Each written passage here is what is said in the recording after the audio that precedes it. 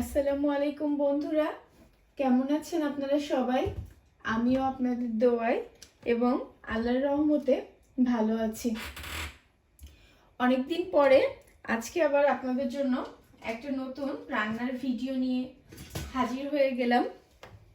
আসলে এই কদিন আমার শরীরটা বেশি ভালো ছিল না, তাই আর রান্নার ভিডিও করতে পারিনি।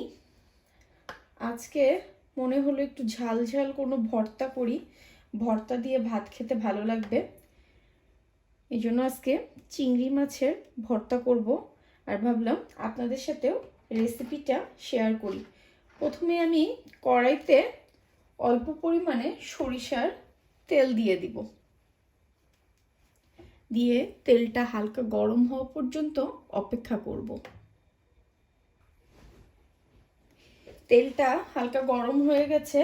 এর মধ্যে এখন আমি প্রথমেই 4-5টা শুকনো মরিচ ভেজে নিব। আমি ভর্তাটা আজকে শুকনো মরিচ দিয়ে করব, একদম লাল লাল করে ভর্তা করব চিংড়ি মাছ।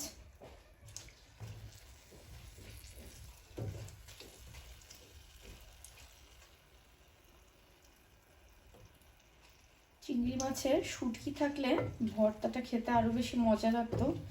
আমার কাছে কোনো শুটকি মাছ এখন নেই, এই জন্য আমি তাজা চিংড়ি মাছ দিয়ে ভর্তাটা করব।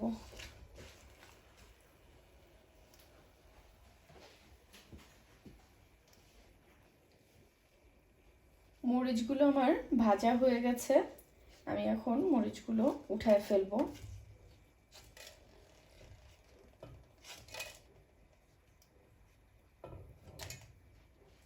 এই তেলের মধ্যে এখন আমি 6-7টা আস্ত রসুন দিয়ে দিব। দিয়ে রসুনগুলো আমি হালকা পোড়া পোড়া করে ভেজে নিব।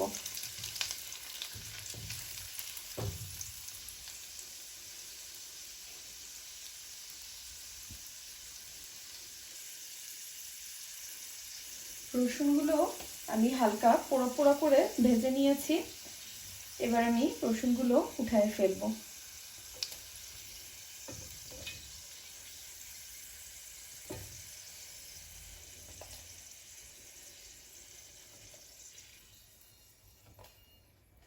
এবার এই তেলের মধ্যে আমি 100 গ্রাম পরিমাণ চিংড়ি মাছ দিয়ে দেব।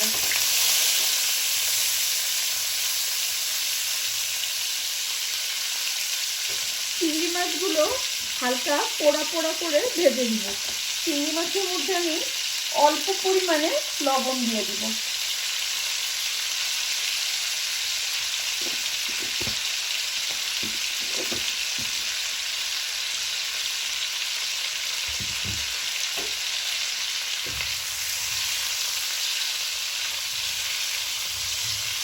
এই ভর্তাটা খুব কম সময়ে হয়ে যায় তৈরি,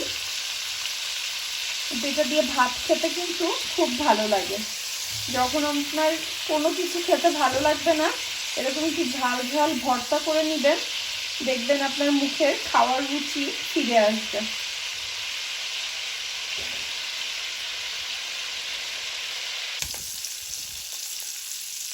আমার চিংড়ি মাছটাও ভাজা হয়ে গেছে। আমি এই তেল সহই এখন ব্লেন্ডারের মধ্যে মাছগুলো সব দিয়ে দিব।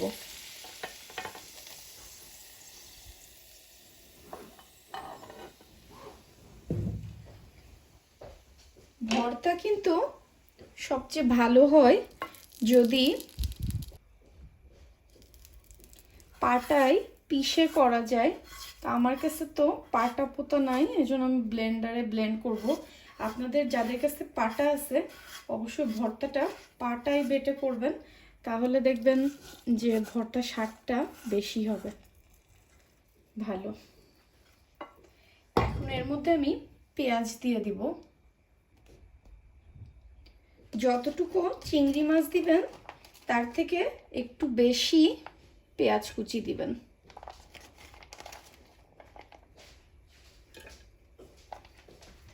এবার সবকিছু একসাথে আমি খুব ভালো করে ব্লেন্ড করে নিব। আমার খুব সুন্দর মতো ব্লেন্ড করা হয়ে গেছে। এখন আমি এই ভর্তার মধ্যে অল্প ধনেপাতা দিয়ে দিব।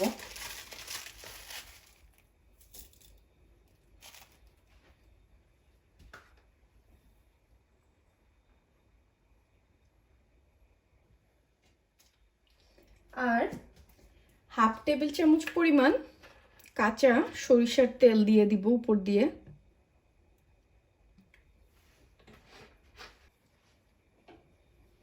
দিয়ে সবকিছু খুব ভালো করে একসাথে মিক্সড করে দিব।